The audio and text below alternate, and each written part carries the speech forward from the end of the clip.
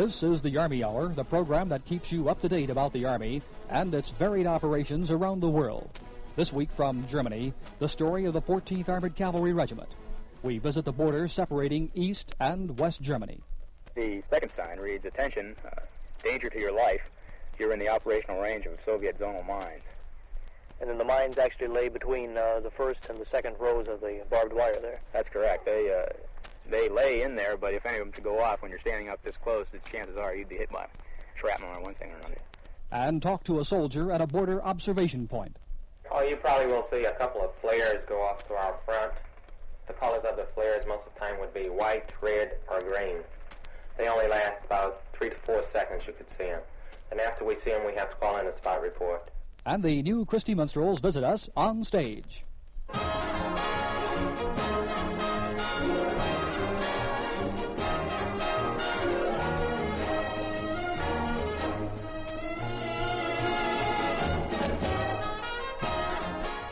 We're mighty glad to have you with us here on stage, where each week we present for your enjoyment the top professional stars and the Army's finest talent. This time it's the singing group that turns you on with their own high spirits. Here they are, the new Christie Minstrels with He's a Loser.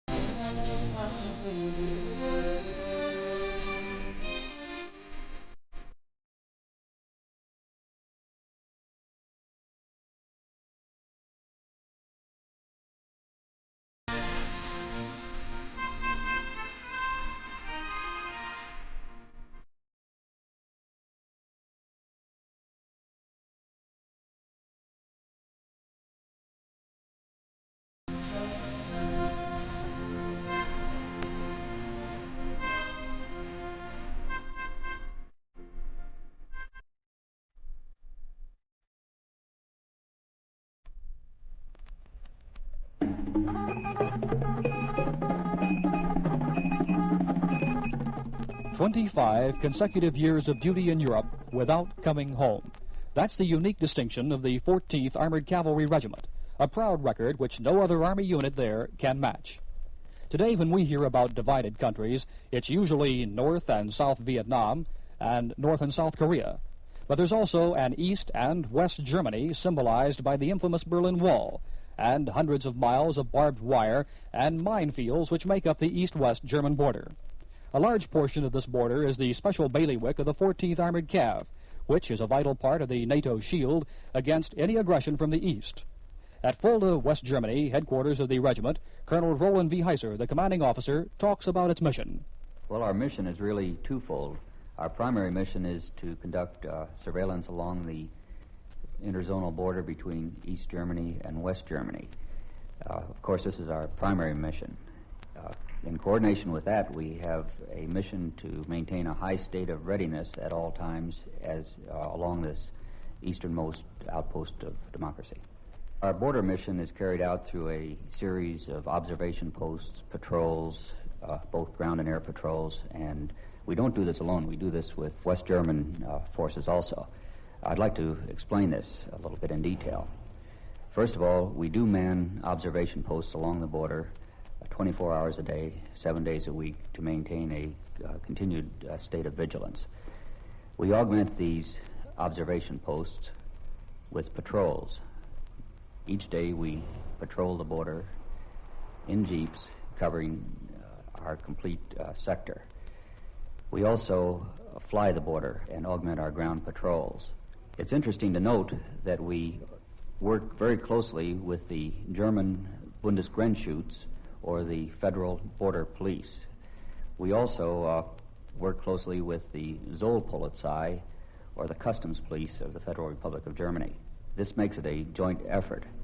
In order to accomplish this, we conduct border German classes for our young soldiers, and they receive 4 weeks of language training designed specifically for this mission prior to going on the border. A 30-minute drive from Fulda, north on Federal Highway 84, brings you to a log barrier, 2 barbed wire fences, and a minefield. This is the border where Army Hour reporter Specialist Mark Morelli talks to Second Lieutenant Richard W. Stubbs of the 14th Cav's 1st Squadron, who is telling him about the signs which warn of the Soviets' minefield. The second sign reads, "Attention, danger to your life. You're in the operational range of Soviet zonal mines." And then the mines actually lay between the first and the second rows of the barbed wire there. That's correct. They lay in there, but if any of them should go off when you're standing up this close, the chances are you'd be hit by shrapnel or one thing or another. Then up on the hillside to our left is that a bunker I see, huh? Right. You'll find a bunker in the corner of the tree line. To the left, if you go back down the same way to the right, you'll find 2 observation towers.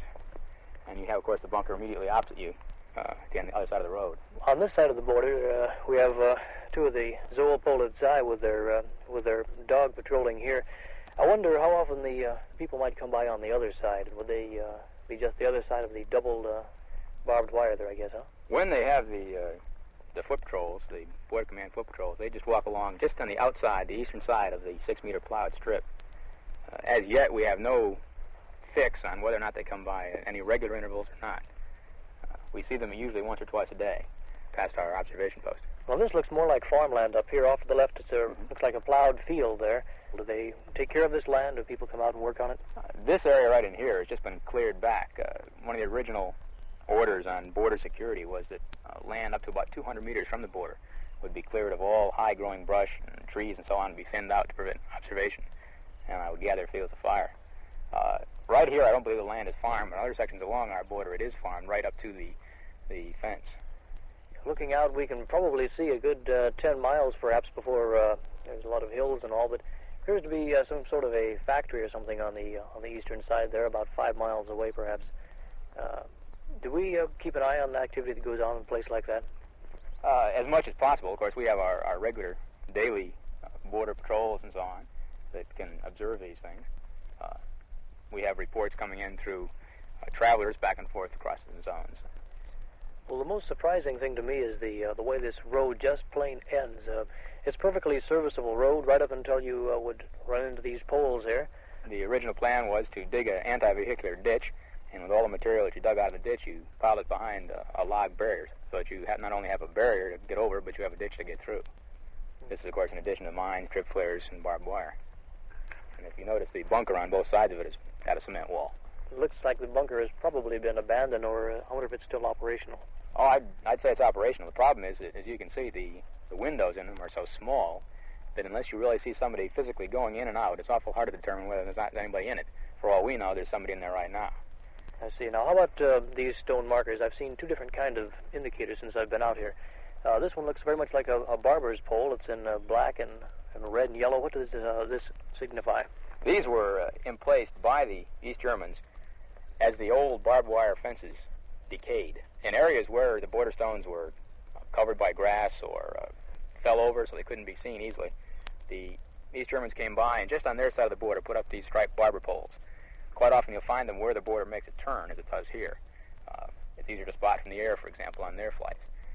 The only thing that really marks a border is these small, about foot and a half high border stones that used to mark the division between Prussia and Hesse.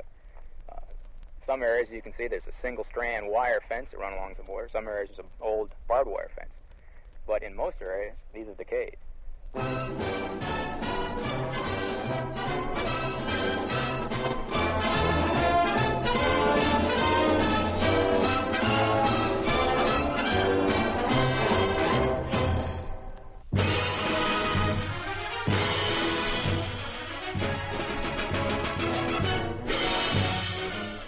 For the 14th Armored Cavalry Regiment, whose slogan is Suivez-moi, follow me, a salute by the United States Army Band with Hit the Leather.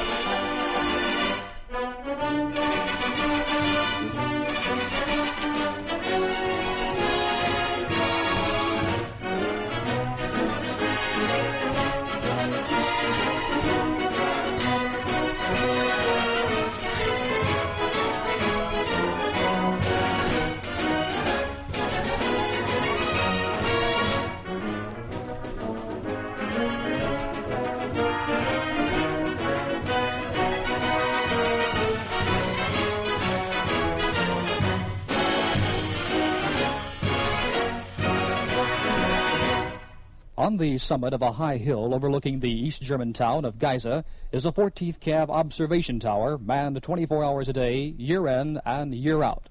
Sergeant Harrison Biggs, one of the observers, gives Specialist Morelli an idea of what he might see during a night watch. Oh, you probably will see a couple of flares go off to our front. The colors of the flares most of the time would be white, red, or green. They only last about 3 to 4 seconds, you could see them.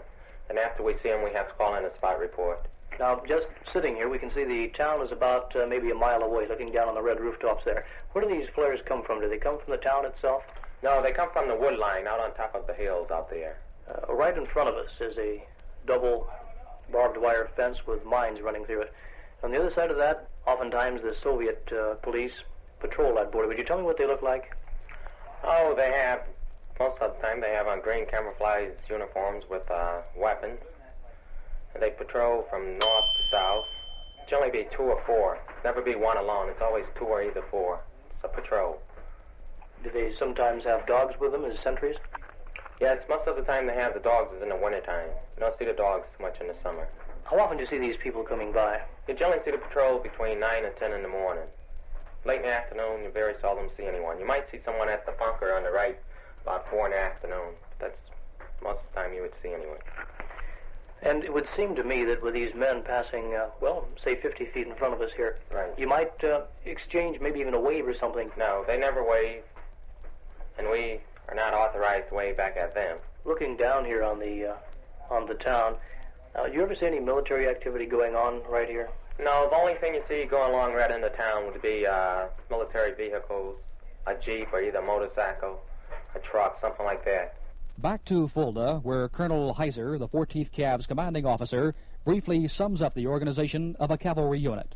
Well, the Armored Cavalry Regiment is a rather unique organization. There aren't too many in the United States Army.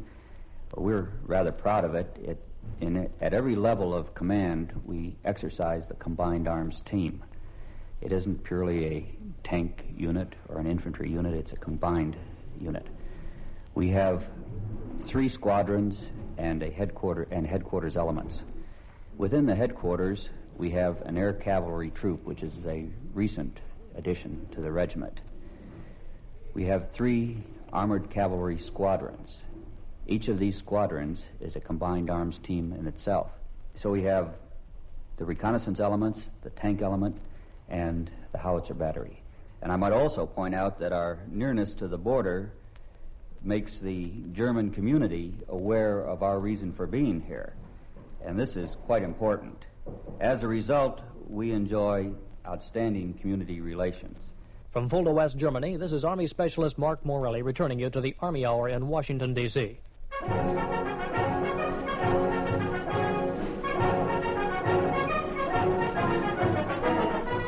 As the United States Military Academy Band strikes up Gary Owen, perhaps the best known of all cavalry songs, we say to the 14th Armored Cavalry Regiment, well done, and all good wishes for the future.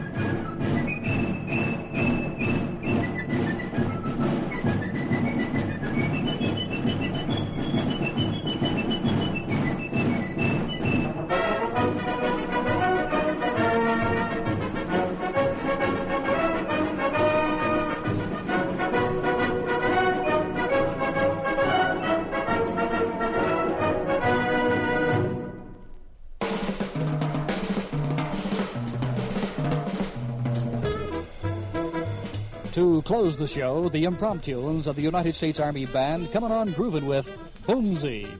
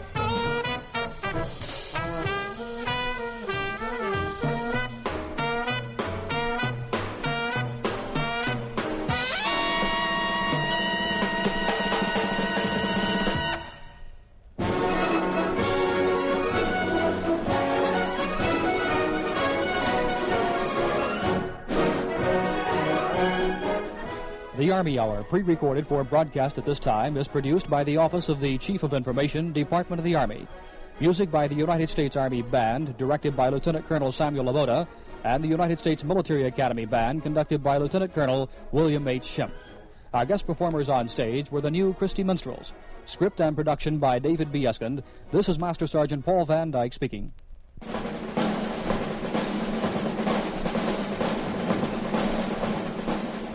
This is the American Forces Radio and Television Service.